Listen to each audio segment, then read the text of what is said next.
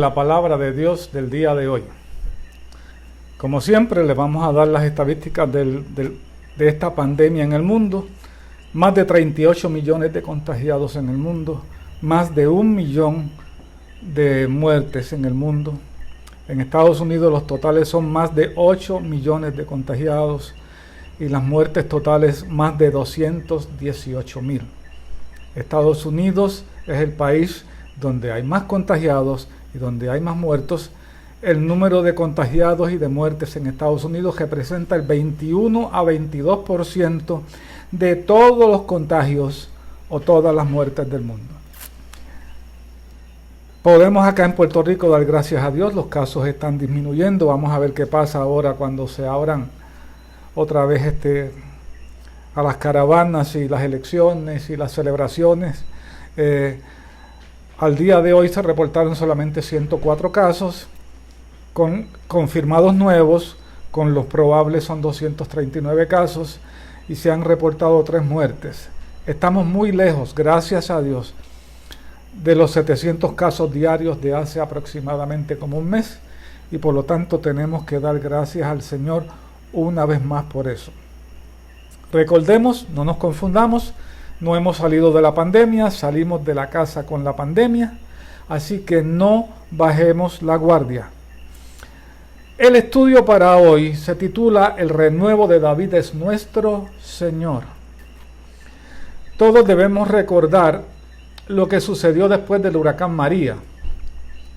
El huracán María arrancó probablemente millones de árboles en Puerto Rico y destruyó otra cantidad, entre una y la otra fueron millones de árboles.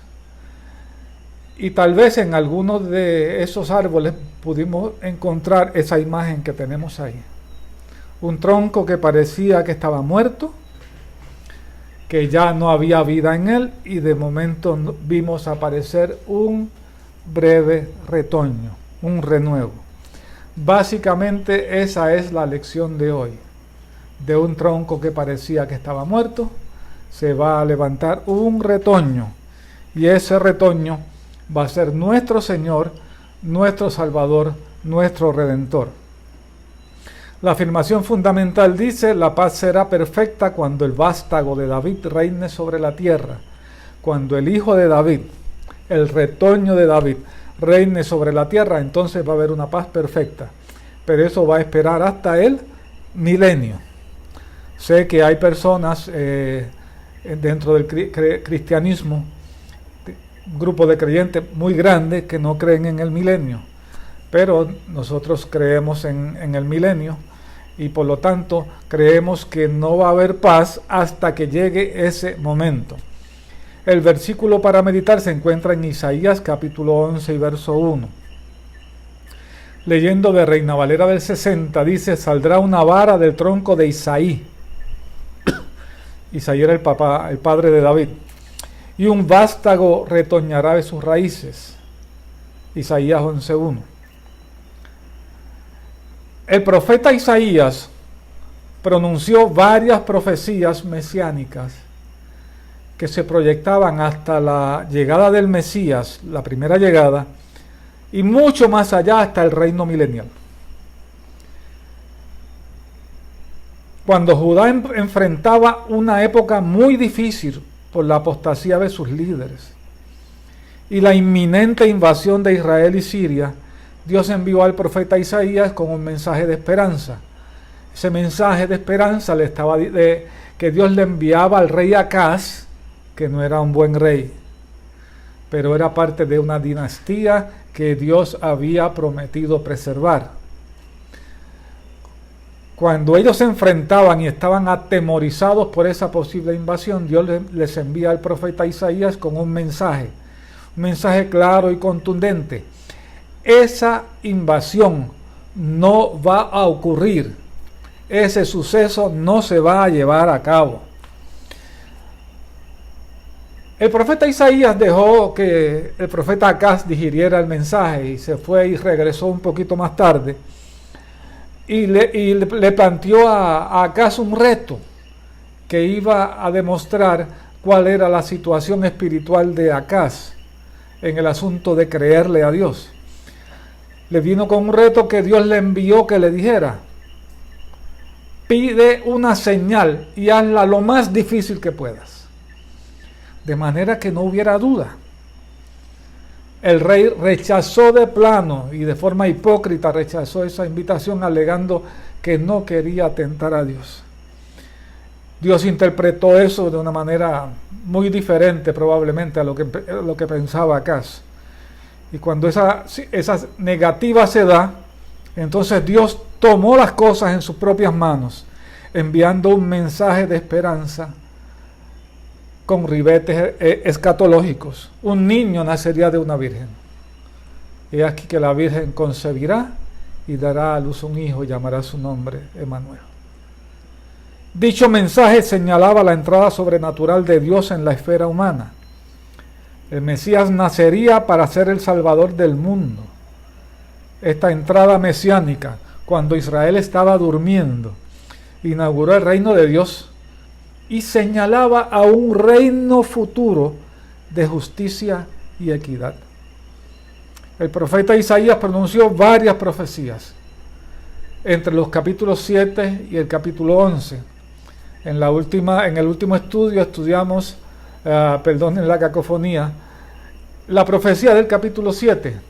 Hoy vamos a estudiar las profecías que hay entre los capítulos 8 y 11. 8 y 11. Los capítulos 9 al 11 del libro del profeta Isaías, pero vamos a hacer referencia al contexto que está en el capítulo 8, así que vamos a comenzar por ahí. Vamos a ver el contexto.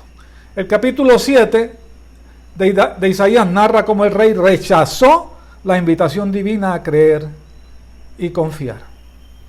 La rechazó de plano. Isaías tomó esta negativa del rey como un intento de colmar la paciencia de Dios. Como un intento de colmar la paciencia de Dios.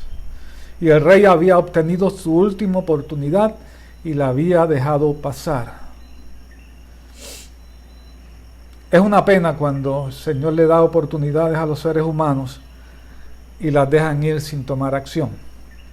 En el capítulo 8 de Isaías aparecen otras dos profecías relacionadas a la destrucción de Samaria, que era la capital del reino del norte. Una estaba relacionada al nacimiento de su hijo Maher Salahasbaz, cuyo nombre significa el despojo se apresura, la presa se precipita. El despojo se apresura. Junto con esta profecía del niño, Isaías declara lo siguiente: antes de que el niño comience a hablar, que sepa decir papá y mamá, tanto Siria como Israel, o sea, el reino del norte, serán despojados por el rey de Asiria, y eso está así establecido en Isaías capítulo 8 y verso 4. En la segunda profecía, Asiria es comparada con un río caudaloso, e impetuoso, que en su inundación afectará también a Judá, la tierra de Emmanuel, y así está establecido en Isaías capítulo 8, versos 5 al 8. El Señor le dijo al profeta Isaías que no temiera a las conspiraciones contra él, porque parece que habían unas conspiraciones que se estaban preparando contra el profeta, porque el profeta no hablaba las cosas que acompañaban a la oficialidad. El profeta no comprometía su palabra profética y estaba dispuesto a lo que fuera con tal de complacer al que lo llamó a ese oficio, o sea, a Dios. Así que el Señor le dice al profeta que no tema las conspiraciones, que solamente debía temerle a Él, solamente a Él. Y entonces añade diciendo: Dios será piedra de tropiezo tanto para Israel como para Judá. Dios se iba a convertir, miren, Dios era el que formó ese pueblo. Ese pueblo le pertenecía. Ese pueblo Él lo declaró nación santa, pueblo escogido. Y ahora resulta que Dios se va a convertir en piedra de tropiezo, tanto para Israel, porque uno pensaría, pues Israel, el reino del norte, se lo merecía. Pues también Judá se lo merecía, andaba en las mismas. Y eso así está establecido en capítulo 8, versos 14 al 15. Y también declara el profeta que Isaías, o sea, Dios declara por medio del profeta que tanto Isaías, o sea, él, como sus hijos, estaban puestos como señales y presagios de parte de Dios para todo Israel. Si recordamos la lección pasada, Sear Jesús, que significa un remanente volverá, significaba que si un remanente va a volver, significa que el pueblo va a ir en cautiverio. Y ahora resulta que Maher Salah, el otro hijo que le iba a nacer a Isaías, este joven tenía un nombre que significaba que se apresta el despojo. Israel iba a ser despojado. Y cuando hablamos de Israel, estamos hablando del reino del norte, que era el temor que tenía Acaz de ser invadido. El capítulo 7 cierra, el capítulo 8 cierra al igual que el capítulo 7. El capítulo 7, a pesar del mensaje de esperanza, cierra en oscuridad, pues el rey pierde la oportunidad de creer y confiar en Dios. Así que estaban en tinieblas. Por otro lado, el mensaje de Sear Jesús era que irían en cautiverio y que solamente un remanente regresaría. El capítulo 8, por su parte, termina con la siguiente nota triste. Y mirarán a la tierra y he aquí tribulación. Y estas últimas palabras no pueden ser más dolorosas. Y tinieblas, oscuridad y angustia, y serán sumidos en las tinieblas. O sea, las tinieblas iban a arropar a Judá. Las tinieblas iban a arropar a todo Israel. Cuando parecía que todo estaba perdido, que no había salida, que las tinieblas están cubriendo toda la nación de Israel, incluyendo el norte y el sur, cuando parecía que no había remedio y cuando parecía que no importaba para dónde miráramos, no encontrábamos salida. Hablando de la nación de Israel, hablando del rey Acaz, el capítulo 9 comienza con un mensaje sumamente esperanzador. Una luz brillará en medio de la oscuridad. En medio de esa oscuridad hay una esperanza, porque siempre en Dios hay esperanza. En palabras de Isaías, en el capítulo 9 y verso 1, no habrá para siempre obscuridad para los que están en angustia.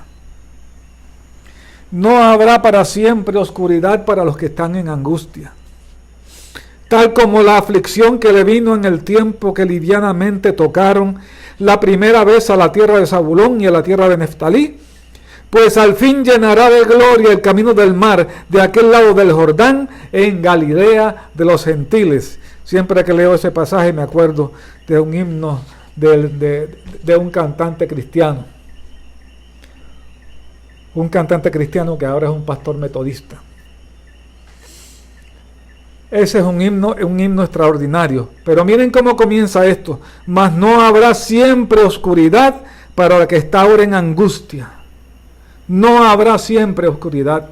Si lo vemos en la Nueva Traducción Viviente, dice: ese tiempo de oscuridad y de desesperación no durará para siempre.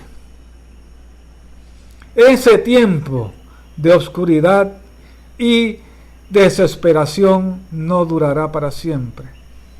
Este verso me recuerda un programa que había en una emisora cristiana, que era el que cerraba siempre el programa, y el anfitrión del programa siempre decía: nunca es tan oscura la noche como cuando está a punto de amanecer. Nunca es tan oscura la noche como cuando está a punto de amanecer. Pues la noche de Israel y de Judá era una noche bien oscura, y era porque un mensaje de esperanza venía de camino.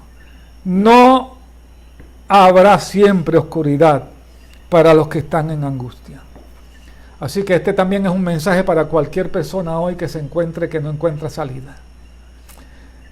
Cualquier persona que se siente atrapado por las circunstancias, que se siente que su vida no tiene rumbo, que siente que para donde quiera que mira son obstáculos, dificultades.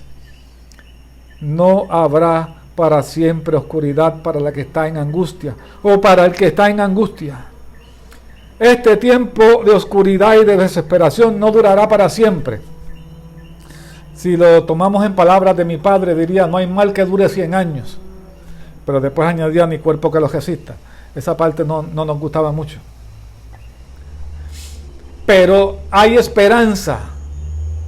Incluso en las dificultades más terribles, en la oscuridad más densa, hay esperanza para aquellos que pueden acudir al Señor. El profeta está presenciando un nuevo amanecer. ¿Pero para quién? Para el remanente que regresará. Y para toda la humanidad que se encuentra en tinieblas. Isaías 9:2. Permítanme leerlo un momento aquí. El pueblo que andaba en tinieblas vio gran luz. Los que moraban en tierra de sombra de muerte, luz resplandeció sobre ellos. Luz resplandeció sobre ellos. Todas estas lecciones que estamos dando están perfectas para Adviento, que son las 4 semanas antes de Navidad, pero las estamos adelantando. El primer verso de este capítulo 9 menciona a Galilea de los gentiles. Y dice que en ese lugar se va a manifestar la gloria de Dios. Galilea, en el norte de Israel, fue la primera región que sufrió el látigo de la invasión asiria. Asiria atacó Galilea de los gentiles y causó grandes daños. Destrozó propiedades, destrozó fincas, destrozó sembrados. Atacó con la furia que acostumbraban los ejércitos asirios. Así que Galilea de los gentiles estaba como en obscuridad, estaba en tinieblas. Asiria había venido contra ella porque el intento de Asiria era tomar a Jerusalén, tomar a Judá, tomar a Israel y tomar a Jerusalén. Así que Galilea del norte fue la primera región que sufrió el látigo de la invasión asiria. Pero también Galilea de los gentiles fue el inicio del ministerio de Cristo y por tanto ellos fueron los primeros que vieron la gloria de Dios manifestada. Pero Galilea de los gentiles disfrutará de una gloria aún mayor durante el reino mesiánico en la tierra. Galilea de los gentiles era una región, se llamaba así de los gentiles, porque era como una olla donde estaban muchas naciones. Era una región que reunía personas de todos lugares, gentiles y judíos.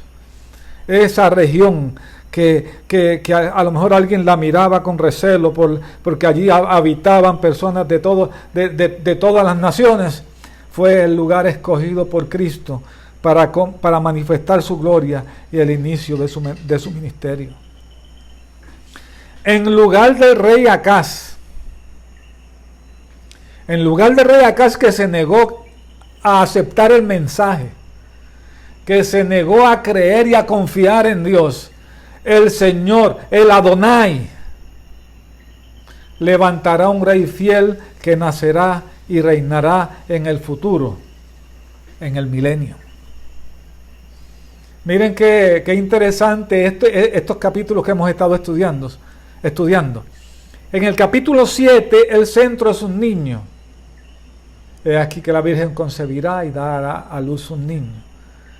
En el capítulo 9, el centro es una vez más un niño. En el capítulo 9 y verso 6, porque un niño nos es nacido, hijo nos es dado. Pasaje que conocemos muy bien de la Navidad. En su primera venida, Jesús vino como un niño indefenso y como un siervo sufriente. Esta fue lo que conocemos como la etapa de humillación. Pero en su segunda venida, Jesús no viene de esa forma. Miren, en su primera venida Jesús vino como un niño completamente desprovisto de capacidad para defenderse. Su padre tuvo que huir para evitar que lo mataran y llevárselo y protegerlo, y se mudó de aquí, se mudó de allá. Ese niño que está en Isaías capítulo 9 y verso 6, que es nuestro Señor Jesucristo, pero cuando Él regrese en su segunda venida, ya va a venir entonces como un rey poderoso. Primero vino como niño indefenso, pero ahora regresa como Rey de Reyes y Señor de Señores. Rey de Reyes y Señor de Señores, como lo describe Juan en el libro de Apocalipsis. Vamos a hacer un breve paréntesis aquí para hablar un poquito del hebreo. De acuerdo a Kyle Yates, el hebreo no tiene tiempo, sino estados. Y esos estados son completos o incompletos. Y por lo tanto el tiempo va a depender del contexto. Tómenlo como por fe. El hebreo no tiene tiempo, sino estados. Y esos estados son completos o incompletos. Una acción está completa o está incompleta. Y va a depender del contexto determinar cuál es el tiempo. Ahora, el profeta aquí, cuando está hablando de la llegada del niño en el capítulo 9 y verso 6, usa el tiempo perfecto. Habla de acontecimientos futuros como si ya hubieran ocurrido, porque el perfecto es un tiempo completo, un estado donde la acción está completada. Por eso es que él dice, un niño nos es nacido. Nos es nacido, ya como si ya hubiera ocurrido, aunque él está hablando de que ese niño va a venir en el futuro. Y también dice, y un hijo nos es dado, o sea, ese no nos ha sido dado, pero eso está en el futuro. Así que él está utilizando las capacidades del idioma hebreo para darnos un mensaje. Es una acción que perfecta, completada, pero que se va a dar en el futuro. Si lo vemos en el pasaje, dice, un niño nos es nacido, hijo nos es dado, y el principado sobre su hombro, y entonces cambia y dice, y se llamará, y ya está hablando en el futuro. Así que el contexto nos dice que todo eso que está sucediendo ahí está en el futuro. Se llamará su nombre admirable, y eso lo vamos a ver ya un poquito más adelante. Así que el profeta está utilizando la capacidad del idioma hebreo para hablar de un acontecimiento futuro como si ya hubiera ocurrido. Un niño nos es nacido, hijo nos es dado. Este niño que habría de nacer, y que el profeta lo habla como ya nacido, tendría el principado sobre su hombro. Significa que tendría el dominio, pertenece a la familia real y se sentaría en el trono de David para siempre. Estas son las palabras más hermosas que le dijo el ángel a María cuando le anunció que iba a tener un hijo por el Espíritu Santo. En Lucas capítulo 1, versos 32b al verso 33, en Reina Valera del 60 dice, y ahora concebirás en tu vientre y darás a luz un hijo y llamarás su nombre Jesús. Este será grande y será llamado Hijo del Altísimo, y el Señor Dios le dará el trono de David, su padre. El trono de David, su padre, y reinará sobre la casa de Jacob para siempre, y su reino no tendrá fin. Con esto se completaba el cumplimiento del pacto que Dios hizo con el rey David, que habría siempre en el trono de Israel un descendiente suyo. Reinará, le dijo el ángel a María, sobre la casa de Jacob, o sea, sobre la casa de Israel, sobre el pueblo de Israel, para siempre, y su reino no tendrá fin. 4 nombres describen el ministerio de este niño, que es el centro de este pasaje. Número 1, es un admirable consejero. No tendrá necesidad de consejeros humanos. Su consejo será sabio, certero, cierto. Estará capacitado para guiar, pues no solo conoce el camino, sino que Él es el camino. Juan 14:6. Yo soy el camino y la verdad y la vida, y nadie va al Padre sino por mí. La segunda característica de este niño, que es niño e hijo, es hombre y es Dios. ¿Cómo sería esa divinidad en este niño? Dice el profeta que es Dios fuerte, porque en él habita corporalmente toda la plenitud de la deidad, dice el apóstol Pablo en Colosenses capítulo 1, versos 19.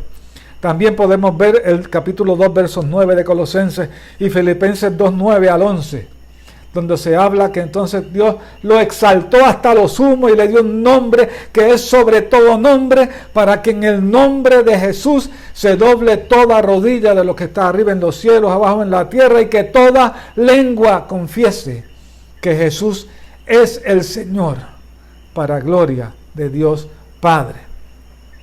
Así que no se trata de un Dios pequeño, ni se trata de un Dios creado, como enseñó Ario. Se trata del Dios fuerte, un Dios fuerte. La próxima característica de este niño que ha de nacer es que va a ser Padre siempre, Padre eterno. Padre eterno. Este niño va a ser Padre eterno. Nunca va a dejar de ser padre para sus hijos. Siempre será nuestro Padre. Y al final termina diciendo, príncipe de paz. Este príncipe traerá la paz. Los versos 4 y 5, antes del verso 6, nos hablan de la paz que traerá este príncipe de paz. El yugo y el cetro del opresor será quebrado, y todo equipo de guerra será quemado. Todo equipo de guerra será quemado. O sea, Él va a traer paz.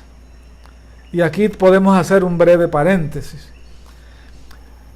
Este príncipe primero traerá la paz entre el hombre y Dios, que fue quebrada por el pecado. Romanos capítulo 1 y versos 18. Mi paz os dejo, dice el Señor. Mi paz os doy. No os la doy como el mundo la da. No se turbe vuestro corazón ni tenga miedo. Es una paz que está por encima de las circunstancias, que no depende de lo que está sucediendo a nuestro alrededor. Juan 14, 27. La paz os dejo, dijo el Señor. Mi paz os doy. De manera que si tú te encuentras turbado en tu vida en este momento, el príncipe de paz está dispuesto para darte la paz que necesitas en un momento en que estás viviendo circunstancias muy complicadas, muy difíciles. A lo mejor estás creyendo que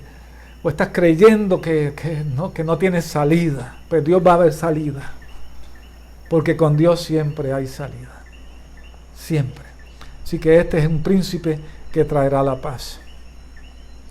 Cuando pasamos al capítulo 10, dejando el capítulo 9, porque este material de esta clase era largo, vamos a ver a Asiria denominado como el instrumento de Dios, en Isaías capítulo 10, versos 1 al 26.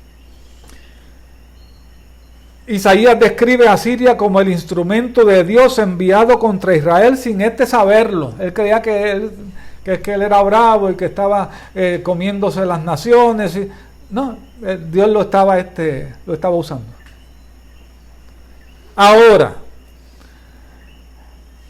en el propósito de Dios de castigar a Israel, a Asiria se le fue la mano. Así que Asiria va a ser castigada. Luego de que Dios cumpla su propósito con Asiria, entonces esta será castigada por su soberbia y altivez en su trato con Israel. Capítulo 10, versos 12 al 19. Y entonces, luego de que habla de Asiria como instrumento, el profeta salta a un futuro, cuando el remanente de Israel se volverá a Dios. Cuando un grupo de los que fueron llevados en cautiverio, que fueron dispersados por las naciones, cuando un grupo se vuelva a Dios, este es un salto que da el profeta Isaías. Este grupo, estando en cautiverio, anhelará su tierra y deseará volverla, y Dios abrirá camino. Deseará volver a ella, y Dios abrirá camino para que regrese.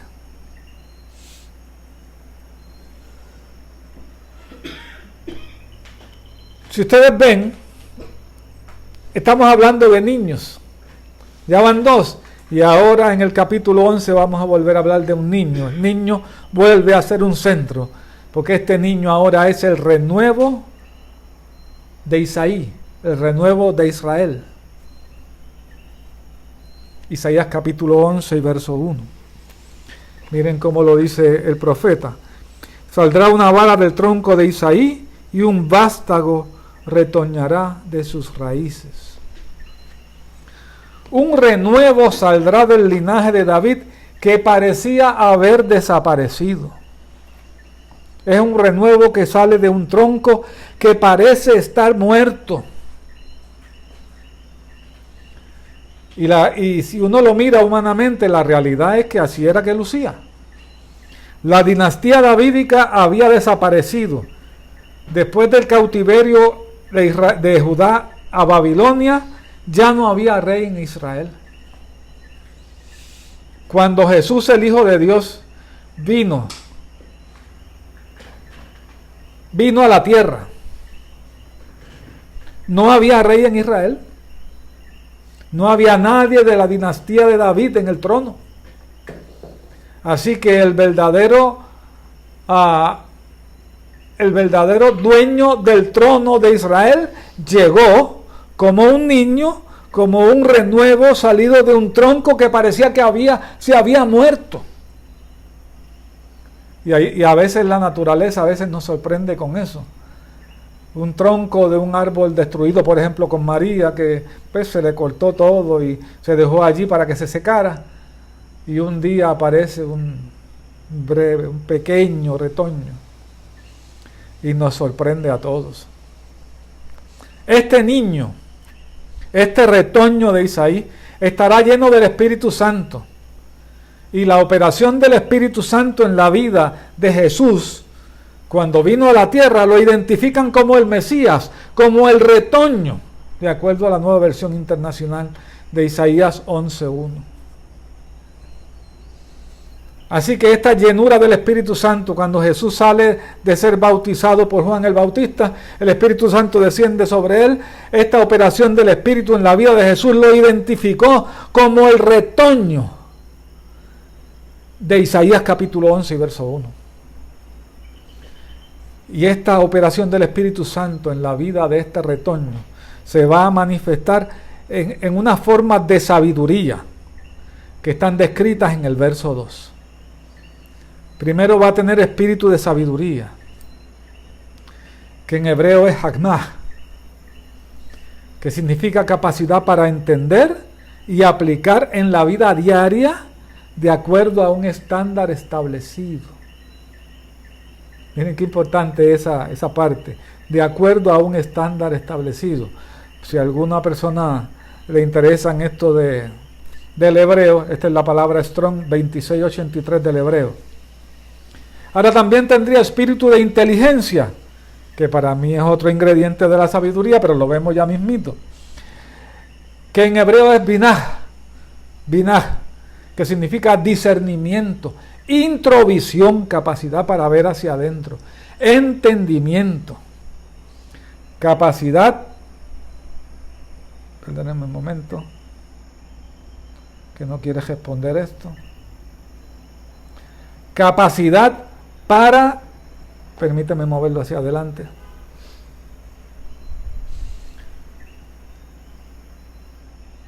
No, esa no es. Algo se quedó ahí.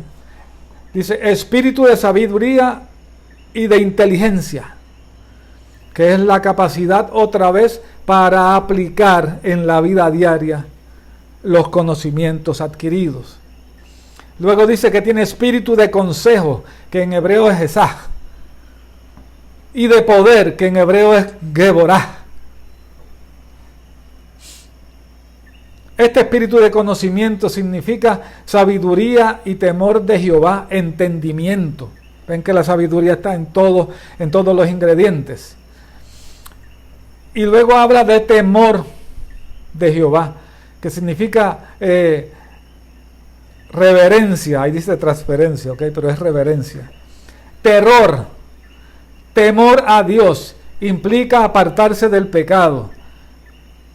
Y el proverbista dice que el principio de la sabiduría es el temor de Jehová. Interesante, todas estas palabras, todos estos ingredientes de la participación del Espíritu Santo en la vida del renuevo de Isaí.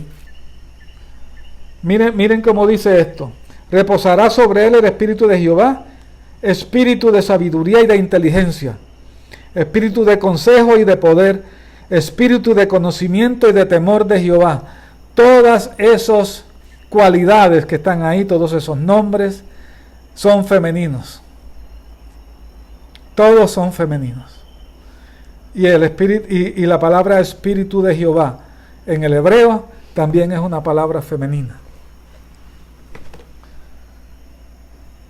Este espíritu de Dios sobre la vida del retoño de David, que es Jesús, permitirá a este deleitarse en el temor de Jehová, deleitarse en hacer lo que Dios ha pedido que se haga.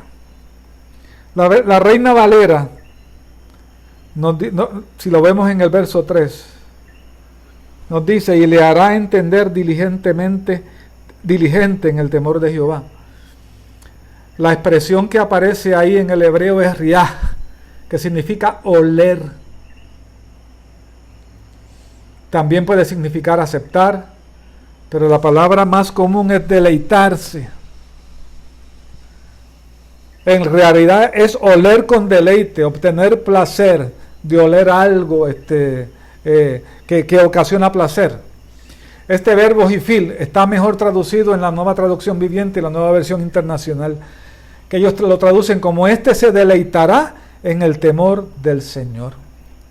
No juzgará según apariencias ni oirá rumores. Qué importante es eso. Es decir, hará justicia a todos por igual. El pobre no será menospreciado por ser pobre y el rico no será favorecido por ser rico. De la misma manera, el pobre no será favorecido por ser pobre y el rico no será menospreciado por ser rico. Todos están en una superficie llana, plana. Todos están al mismo nivel. No juzgará según apariencia, ni se dejará llevar por rumores. El profeta usa dos términos para referirse al reino mesiánico de este renuevo: justicia y equidad.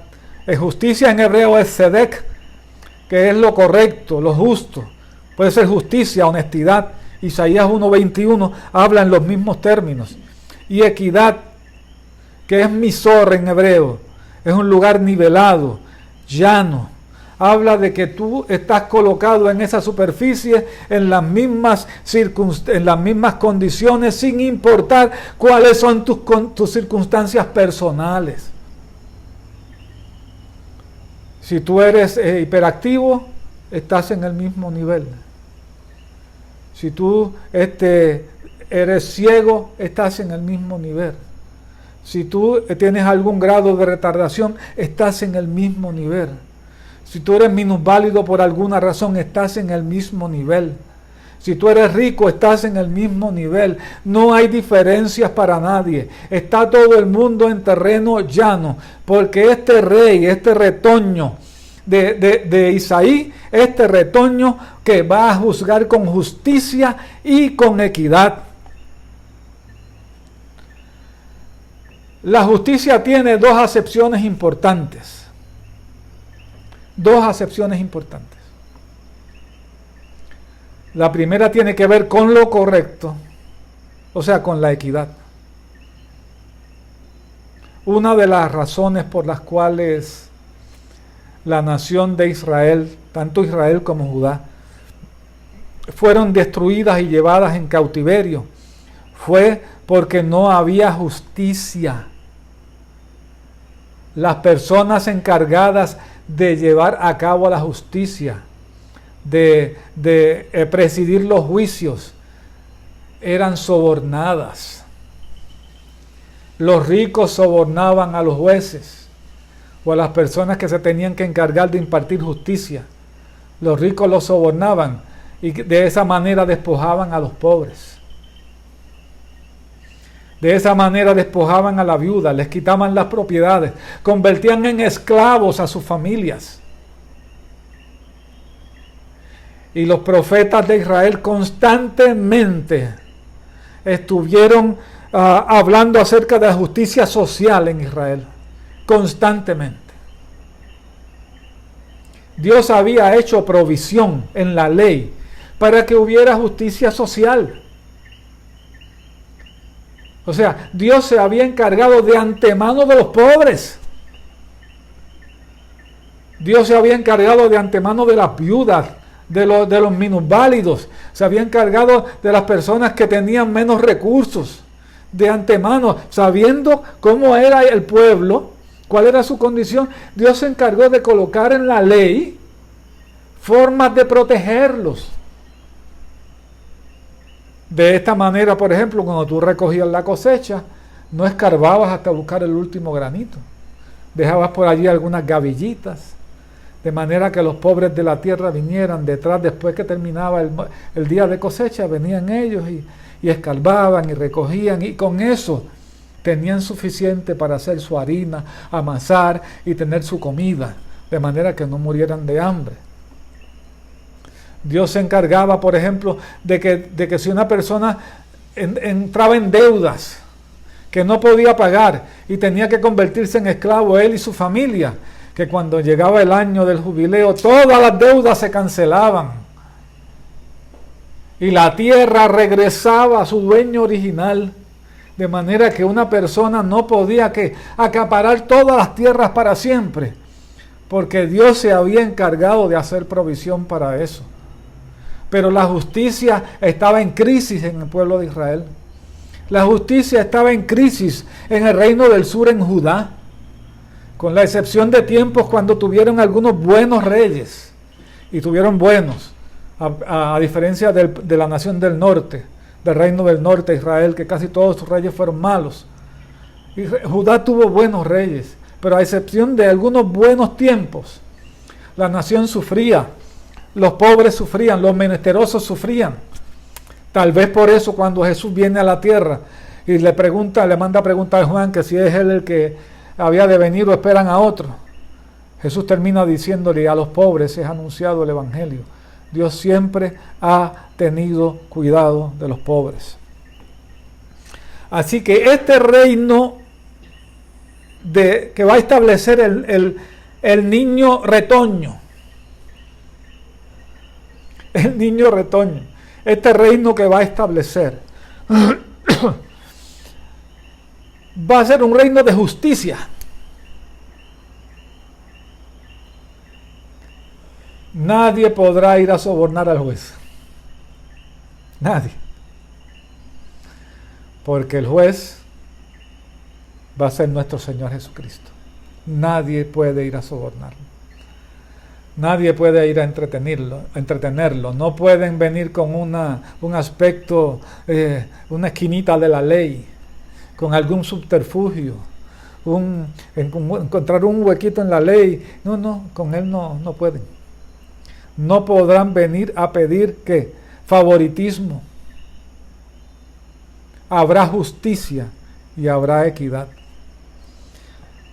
Ahora, la segunda forma de justicia es la justicia que se le imputa a los creyentes. El reino de Dios se inicia con la obra de Jesucristo en la cruz y su resurrección de los muertos. Juan decía, Juan el Bautista, el reino de los cielos se ha acercado, Jesús había llegado. En la obra de Cristo en la cruz del Calvario se hizo provisión para esa justicia. En el Edén, los seres humanos fracasamos en Adán, por causa de la desobediencia de Adán, de la primera pareja,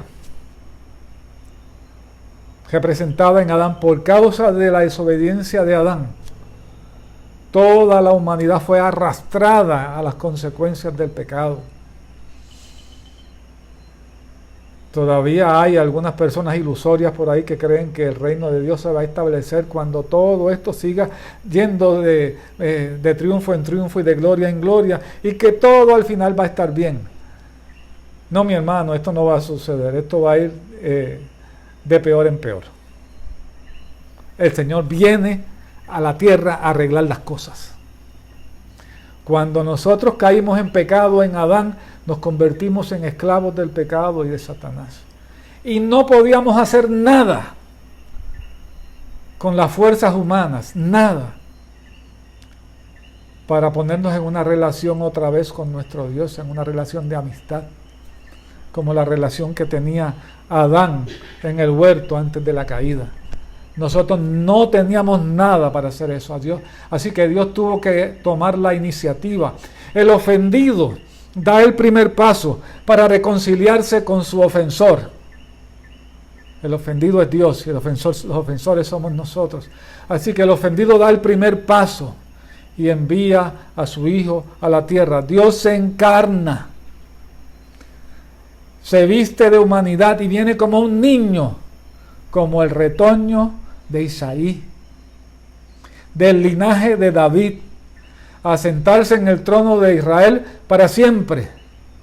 Dios envía a su Hijo, pero los hijos de Israel creían que Él venía a librarlos del yugo de Roma, y Él venía a librarlos del yugo del pecado, que es mucho peor que el yugo de Roma.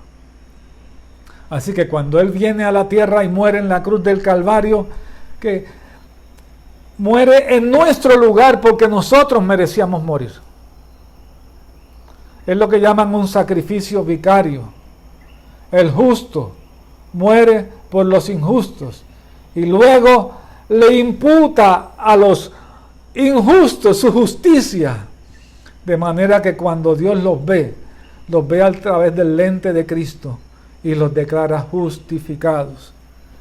Justificados pues por la fe, tenemos entonces paz para con Dios por medio de nuestro Señor Jesucristo. Esta justicia se recibe por la fe y el creyente es declarado justificado delante de Dios. No es declarado inocente, culpables somos, es declarado justificado delante de Dios. Ya no se le imputa el pecado porque alguien pagó lo que nosotros teníamos que pagar. Si en esta hora alguno desea recibir a Jesús como su Salvador, este es el momento de aceptarlo. Allá donde tú estás, levanta tu mano para que recibas la justicia divina. Levanta tu mano y vamos a orar por ti. Si alguno está fuera de la casa, ha dejado el hogar, está descarriado, pero allá en su vida que ha estado viviendo, se da cuenta que en la casa de mi padre estaba mucho mejor que fuera de la casa de mi padre y desea regresar a casa, lo invitamos. El Padre los espera con los brazos abiertos, los recibe en esta hora y va a haber fiesta porque has regresado a casa, porque estabas muerto o muerta y has resucitado, y el Padre está tan contento que va a mandar que se organice una fiesta para recibirte. Así que este es el estudio de esta noche, pero ahora vamos a orar para aquellos que reciben al Señor, por los enfermos, por los que están enfermos de COVID, por los profesionales de la salud que están frente a esta batalla, y que gracias a Dios en Puerto Rico están haciendo un trabajo extraordinario para mantenernos con menos casos y con menos personas fallecidas. Lamentablemente se nos está yendo una generación de personas mayores, y hasta se nos está yendo centenarios que habían llegado a ese momento, pero el COVID pues llegó y nos los arrebató. Señor, gracias por tu palabra. Gracias por la promesa de un hijo, de un niño, que va a ser su nombre admirable, consejero, Dios fuerte, Padre eterno, príncipe de paz. Gracias por el renuevo que se va a levantar, que se levantó ya del tronco seco de lo que parecía estar muerto, la dinastía davídica, y que ese renuevo es nuestro Señor Jesús, que va a establecer en un futuro un reino de justicia, pero que por ahora, Señor, nos imputa su justicia por su sacrificio vicario en la cruz del Calvario. Si alguno te recibe en esta noche como Señor y Salvador, escribe su nombre en el libro de la vida, llénalo de tu Espíritu Santo, y que jamás se aparte de ti, Señor, que jamás se aparte de ti. Si algún descarriado regresa a casa, sabemos que lo recibes con los brazos abiertos, y va a haber fiesta en el cielo, porque Él está de regreso al hogar.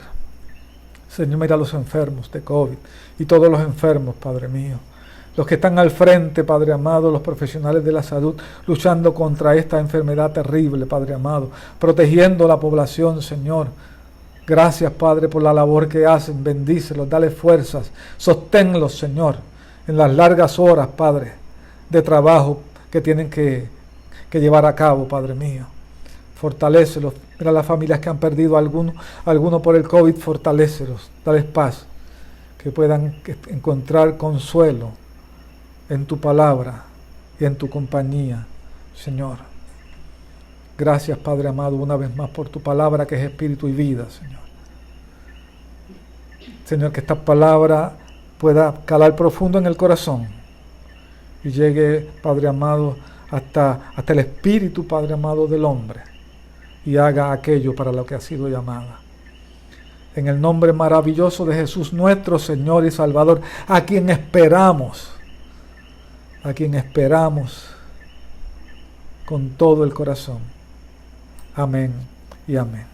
Como siempre, les recuerdo que tenemos las herramientas para una vida victoriosa, la palabra de Dios que nos dice cómo vivir, y porque no tenemos fuerzas, Dios nos ha dado de su espíritu para tener fuerzas, tener el poder para vivir conforme a esa palabra, y además nos ha dado las disciplinas espirituales, la oración, el ayuno, la quietud, el silencio, la soledad, para que podamos estar en comunión con Él y vivir como Él quiere que vivamos. Nos vemos la próxima semana. Esta presentación va a estar colocada en Facebook y luego prontito va a estar colocada en YouTube para todos los que quieran accesarla. Recuerden, los que nos ven en YouTube, de unirse al canal de Alfredo Luciano Lugo, para que eso nos da abre puertas para este ministerio. Este es un esfuerzo gratuito y voluntario para apoyar la labor de los maestros, de pastores y líderes de las escuelas bíblicas dominicales. Dios le bendiga y Dios le guarde. Recuerde, si esta clase ha sido de bendición, recuerda compartirla y escribir algún comentario, y te invitamos al estudio de la próxima semana. Y si no tienes que salir de tu casa, quédate allí, que allí estás seguro. Así que hasta la próxima. Dios te bendiga y Dios te guarde.